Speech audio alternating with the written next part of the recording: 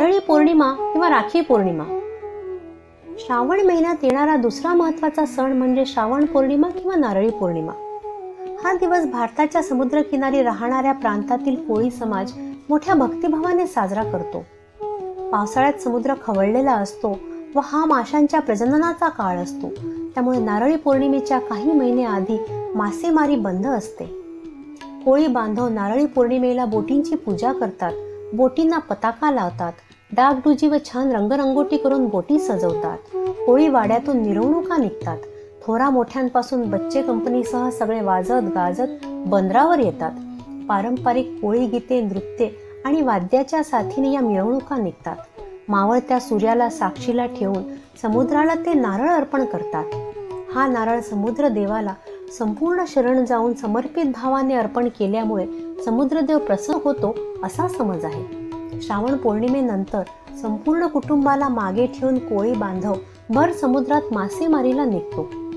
कोळी महिलांची मदार सागर देवावर असल्यामुळे त्यांच्या दृष्टीने या सणाला अनन्यसाधारण असे महत्त्व आहे. त्या समुद्राची यथासांग पूजा करतात.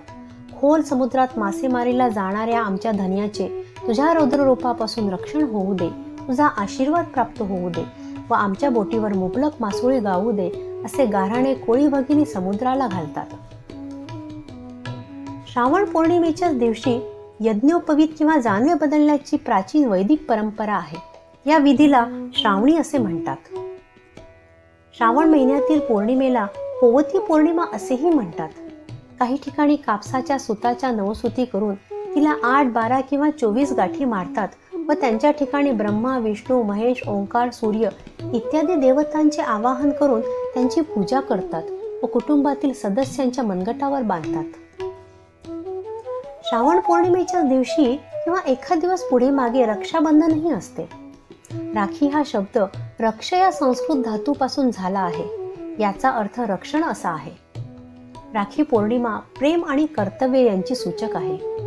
विशेष म्हणजे एक साधासा धागा बंधुरायाच्या हातात बांधून बहीण जन्मभराचे रक्षण करण्यासाठी भाऊरायाला जणू बंधनात बांधते. यासाठी भाऊ बहिणीचे रक्ताचे नाते हवे असेही नाही. कोणत्याही जाती धर्माची या बंधनासाठी अट नसते. असतो तो केवळ बंधुभाव. या दिवशी जेवणात ओल्या नारळाच्या करंज्या, नारळी भात, नारळी पाक किंवा नारळाच्या वड्या असे गोड पदार्थ असतात. पुराणात या संदर्भात बऱ्याच कथा आहेत. विष्णू पुराणात लक्ष्मीने बळीराजाला राखी बांधून विष्णूची बळीच्या महालातून सुटका केल्याची कथा आहे. बळीराजाकडून विष्णूने वामन अवतार घेऊन 3 पावले भूमी दान म्हणून मागितली. पहिल्या पावलात आकाश व्यापले, दुसऱ्या पावलात पृथ्वी व्यापली आणि तिसरे पाऊल बळीराजाला कुठे ठेवू विचारले. बळीराजाने नम्रपणे आपल्या डोक्यावर पाऊल ठेवायला सांगितले. वामनाने त्याचे पाऊल बळीराजाच्या डोक्यावर ठेवल्यामुळे तो पाताळात गेला. अशा दानानं संतुष्ट झालेल्या वामनाने बळीराजाला वर मागण्यास सांगितले. बळीराजाने वामनाचा कायमचा सहवास मागितला. वामनाने म्हणजेच विष्णूंनी ते मान्य केले व बळीराजाबरोबर पाताळात राहू लागले. स्वर्गात लक्ष्मीदेवी एकटीच पडली. तिने बळीला भाऊ मानून राखी बांधली. बळीने तिला काय हवे ते माग सांगितले. तेव्हा तिने विष्णूंना परत स्वर्ग लोकात नेण्याची इच्छा व्यक्त केली व बळीराजाने ती कबूलही केली. दुसरी अशी एक आख्यायिका आहे. पूर्वी एकदा इंद्र आणि दैत्य यांच्यात मोठे युद्ध चालले. इंद्राला दैत्य वरचढ होत होते. इंद्र त्या युद्धातून पळून जाण्याच्या बेतात होते. इंद्राची ही व्यथा कळल्यावर इंद्राणी गुरु बृहस्पतींकडे शरण गेली.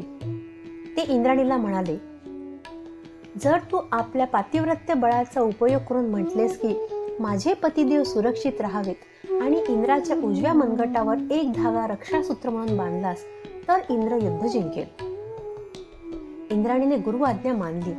इंद्राला रक्षासूत्र बांधून पुढील श्लोक म्हटला व इंद्र विजयी झाला. इंद्राणीचा संकल्प संपन्न झाला. त्यामुळे राखी बांधताना भावाच्या कपाळाला कुंकू लावून हा श्लोक म्हटला जातो. येन बद्धो बली राजा दानवेंद्रो महाबलः तेन त्वामभिबध्नामि रक्षे माचल माचल. जी बारीक रक्षासूत्र महाशक्तिशाली असुरराज बळीला बांधले होते तेच मी तुम्हाला बांधत आहे. तुमचे सदैव रक्षण होवो असा या श्लोकाचा अर्थ. बहिणीचेही भावावर खूप प्रेम असते. श्रीकृष्णाच्या बोटातून वाहणाऱ्या रक्तप्रवाहाला थांबविण्यासाठी द्रौपदीने तिच्या साडीचा पदर फाडून त्याच्या बोटाला बांधला.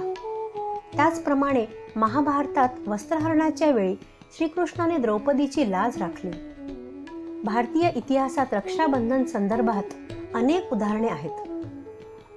चित्तोडगडची राणी कर्णावतीने बहादूर शाहपासून स्वतःची रक्षा करण्यासाठी मुघल हुमायूला राखी बांधल्याचे उदाहरण आहे. अशी आहे नारळी पौर्णिमा व रक्षाबंधनाची रंजक माहिती.